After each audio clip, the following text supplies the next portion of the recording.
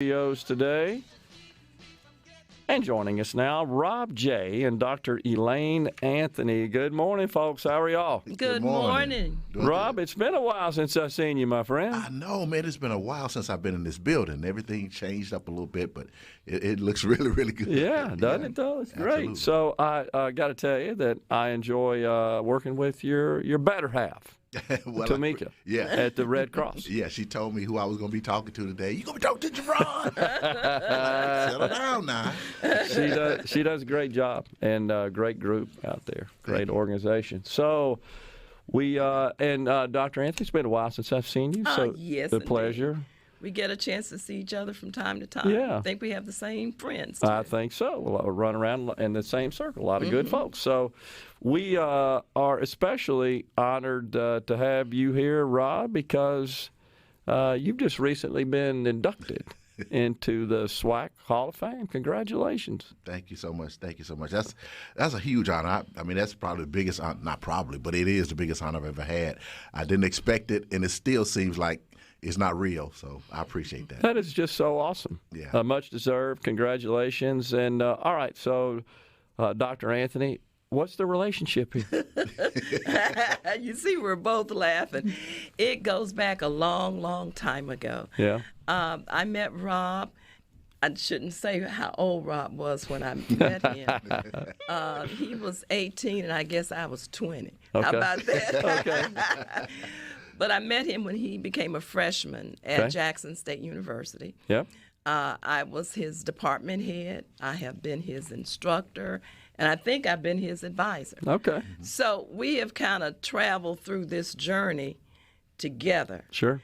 And I can't tell you how proud we are at Jackson State University that he is at this point. And I can't tell you, as his former department head and colleague, and I hope friend, how proud I am to see him in this role. Sure. Rob is most deserving. He has really, really been a trailblazer here.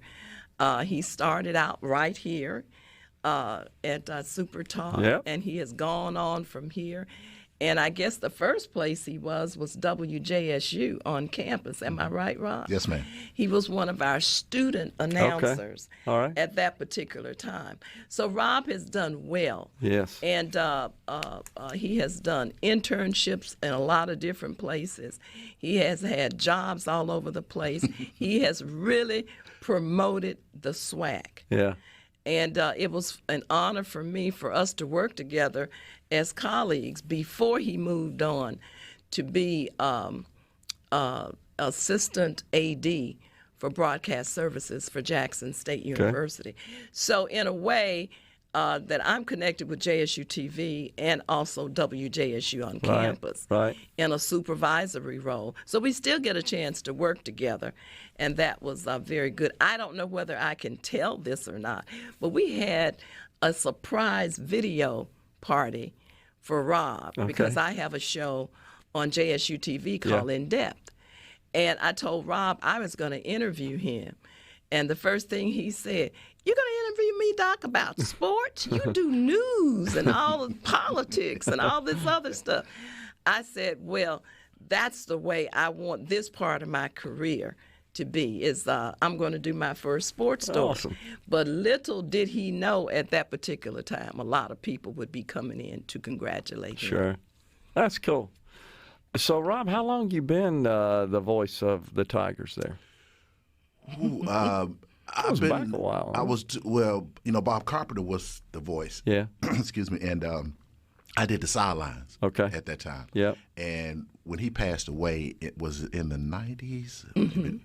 I can't remember. But that's when Steve Davenport told me he wanted me to take over the broadcast. Yep. So it's been since the mid-90s. Okay. The mid-90s. Because I started out doing basketball games for Alabama State, men's basketball team. Bob said he knew Alabama State wanted somebody to do the men's game for Alabama State, and he referred them to me. Yeah. So I would go to Montgomery, do the games, and come back to Jackson. Oh, man, that was – I didn't realize how difficult – I was just so excited to do it at the time. Yeah. But I wouldn't be able to do that now. Yeah, I understand. Driving to Montgomery, driving back. No. That's a tough drive. Yeah. Over there. So, well, that is so cool. So, it has been quite an interesting year, certainly in JSU football. Quite a That's bit what we were talking with about. with Dion. It's just Coach Prime. It just seems like it just makes it something that I think it's attracted a lot of followers from outside the JSU community. Is that fair to say? Oh, absolutely. He's brought the attention back to Jackson State football. You know, we've been down for a while. He's brought the attention back, and you know, he has this documentary with him. He has a platform to promote Jackson State football, and it has worked. Yeah. You know, and the team winning, and you know, filling up the stadium. So it was a really, really interesting year. Yeah. So it seems to be going well. Then he had this top flight recruit, I guess the number one recruit in the country, that shocked everybody, right? Oh, my goodness. Signing. Yeah, with this guy, Travis Hunter. Yeah. Because the day before, you know, Dion gets on these social media. Yeah. He makes his social media recordings. Yeah. And he said, I'm going to shock the world tomorrow. We'll shock the world. But, you know, we figured he was just saying something. We didn't know it was going to be this. Yeah. And then when this guy flipped his decision from Florida State to Jackson State, I'm like, oh, my goodness. But they were saying now that after Jackson State lost to South Carolina State, the guy going to run back to Florida State. But no, that was the biggest news that we've had in a while.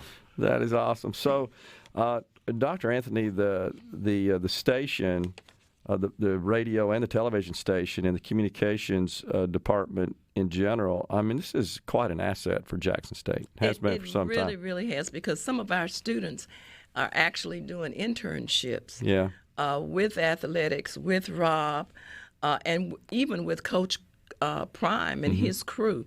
So it's helped us academically in terms of putting us on the map so that the world can see Jackson State and just be happy about the things we have to offer at Jackson State, because we've got now a sports media program, an academic program, and I think that's in part to the kinds of things that we're doing in athletics.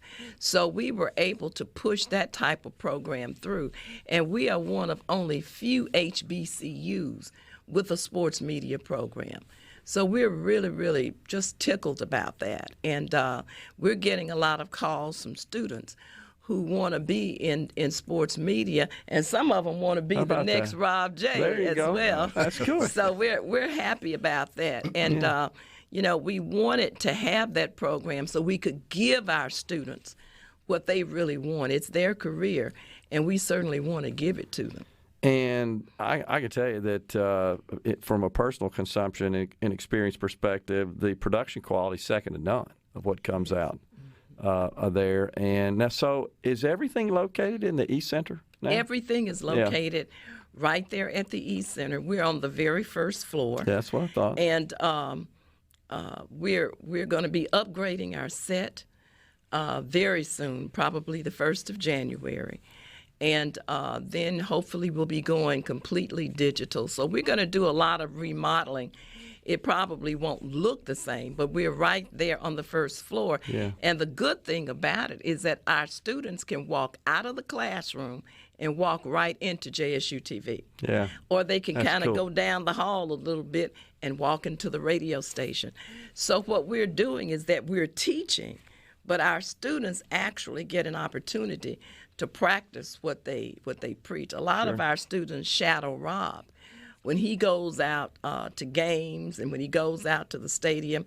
So it is a really, really wonderful kind of recruiting tool, if you will, for us. Yeah. So the JSU East Center, for the benefit of our audience, is located between Raymond Road and I-20, actually. 1230 Raymond Road. Yeah, it's where it sits.